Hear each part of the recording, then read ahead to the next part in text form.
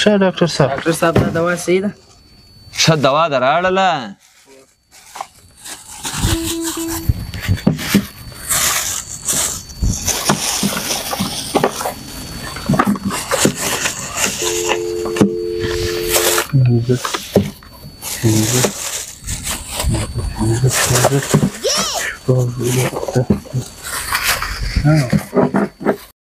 بس دا دوا واخه، دا صحیح ده، د پرچې مطابق یې درکړې ده.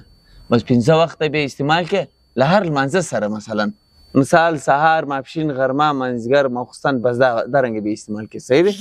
ټیک سو ډاکټر صاحب، بس صحیح ده. بس صحیح ده. ورځه ډاکټر صاحب بس هغه څنګه مریضان دي؟ وار یو ته د نه یټمه دوا ورکړي، هایم نه یټمه وه، اوس هتکې مخکې راله هغه هم نه یټمه وه. بیا څرنګه کیسه ده؟ مخکې دا اته یټمه ورکوله، اوس ته ورنه کړې ده. په دا کې مو سوچ بند دی. د ګردو مریضان یو بیماري ده که څنګه؟ که لږ سره خلاص کړي ډاکټر صاحب، مهرباني به دی. نه شریفه، ته په دغه سره خلاص که. ته چې دلته د هر ورځ دا کونج کې راته ناست یې، ته اوس زما ډاکټري زده کوې که څنګه؟ دومره ډېرې پوښتنې کوې.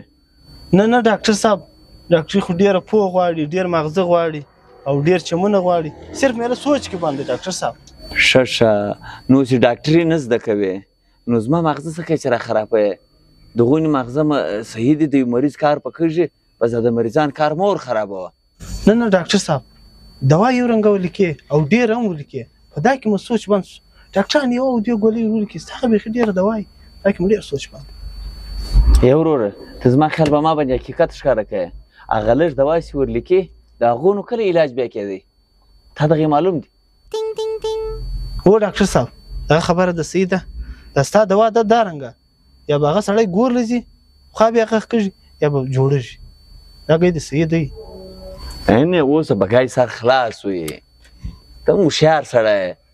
د دې به زه یو ډېر سمپل ساده مثال درکوم. دا رنګه دی، دا د دوی دوا چې ده د نور ډاکټران هغه لکه ښکارځان چې په ښکار پسې لاړ شي، یو ډزی ټوپک چې ورسره وي، نو ورشي پر سوی ټک وکړي، هغه کله رد شي، کله پر غوږ ولګېږي، مثال کله پر پښه ولګېږي، په تکلیف یې کړي، نو خو دوا لږي. زما هغه بیا دا رنګه مثال لري لکه د چرو ټوپک چې ډز پر وکړمه، خامخا یو چاره کې لګېږي، بلکل رات نه لري. مثال د 5-6 مرضو علاج مو ورکړی، یو نو لګېږي. ښه یاره ډاکټره، اوس پوه شوم. و پښتنو ته اصله دا ستا رنګه ډاکټران ضرورت دي. بس خدای ورکړلې، اوس باید پښتانه شکر وکړ شي. بلکل پښتنو له شکر پکار دی. دا د شکر ورځ ده چې خدای زه ورکړی یم. ته خو هوښیار سړی په خبره پوهېږې. یاره ډاکټره، زه خو هم رالم علاج له، پر دا ځای مو درد دی، یو د چرو ټک خو راوکړه چې رد نه سم جوړ سم. دغه ټک نو به زما کار دی. داسې بیا بچ نه سم دی، نه بیا بل ډاکټر ته مجبور سم. نه بچ کېږي، نه بچ کېږي. پره نه سمپله به رالکې، نه ایټمه مو درشول. نه تا د به ګزه 12 در ولیکم. مړه چې جوړ سم، ما مقصد دا دی چې جوړ سم. جوړ د غواړې؟ جوړ